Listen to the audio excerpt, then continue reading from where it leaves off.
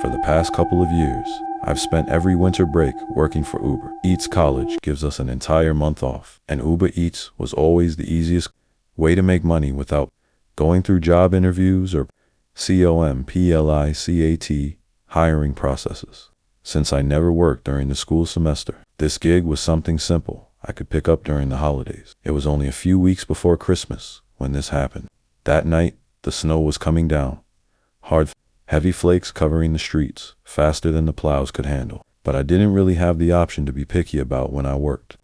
I had only a limited number of weeks to make enough money to last until the next break. So I borrowed my dad's pickup truck and headed out.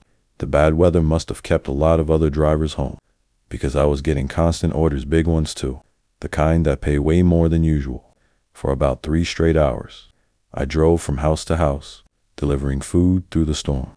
Then one particular order came in. Pickup was from a drive-through place, and the drop-off was about 20 minutes away. The tip was great, everything looked normal, and there was absolutely nothing strange about the request. I grabbed the food and started driving toward the house. A quick look at the map showed the location was in a fairly upscale neighborhood on the other side of the county. I'd been near the area before, but never deep inside the actual neighborhoods. By this point, it was almost 11 p.m., and the snow had really piled up on the roads. I was getting tired too, so I told myself this would be my last delivery of the night. As I drove through the neighborhood, I noticed the houses looked huge, spread far apart, each with a ton of land and long driveways. But none of them seemed new. They all had that old mansion vibe. Large, grand structures, but with an almost empty, lonely feeling. It took a bit of winding around before I found the address. The driveway was buried under at least a foot of snow. So I left the truck on the street and started walking up the long path. Snow instantly soaked through my pants and shoes as I trudged forward. When I reached the porch, I noticed that every window was pitch black, not a single light on anywhere. And taped to the front door was a piece of paper. I stepped closer and saw the word notice printed in big red letters at the top. The lines underneath said it had been issued by the county. But before I could read any more, I heard footsteps behind me, heavy steps crunching through the thick snow. I spun around. A man was approaching from the side of the garage. He had a short buzz cut, a dirty jacket, and a strangely exhausted, empty look on his face. "Just dropping off your order," I said, trying to break the tension. He didn't respond. He just kept walking toward me until he was only a few feet away. Instantly, something in my gut told me something was wrong. His eyes were cold completely. Lifeless, and he stared at me, without saying a single word. He held out his hand for the bag, so I gave it to him. But he didn't step back. He didn't turn around. He just stood there on the narrow path, blocking the way back to the driveway. And the longer he stood there, the stranger it all felt. Why was he outside in this snow? Why wasn't he going back inside now that he had the food? "Have a good night, sir," I said carefully as I stepped to the side, trying to get past him. The man remained frozen in place until suddenly, in the corner of my eye, I saw him swing his arm toward me like he was trying to grab me. I stumbled backward, heart jumping into my throat, and faced him again. He stepped forward, reaching out and saying, "Come with me." I backed up as fast as I could, fighting the deep snow that slowed my feet. He came after me, shouting for me to stop running. Panic pushed me harder. As soon as I got a solid footing, I bolted toward the truck. I managed to pull the door open, jump inside, and throw the truck in reverse before he could reach me. As I sped away, I glanced in the rearview mirror. He was standing in the driveway, motionless, just watching me leave. I didn't slow down until I was completely out of the neighborhood. Then I called the police. When they checked the property, the man was already gone. Later that night, the officers told me that the house wasn't currently owned by anyone, vacant, no residents at all. Something that probably explained the county notice on the door. What that man was trying to do, no one knows.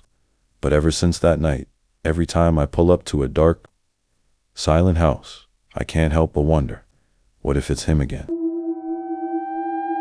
I work part-time as a night shift cleaner at a mid-sized hotel just off the highway. The building is old, built in the 70s, and, even after several renovations, you can still feel its age in the peeling wallpaper and the dim, buzzing lights.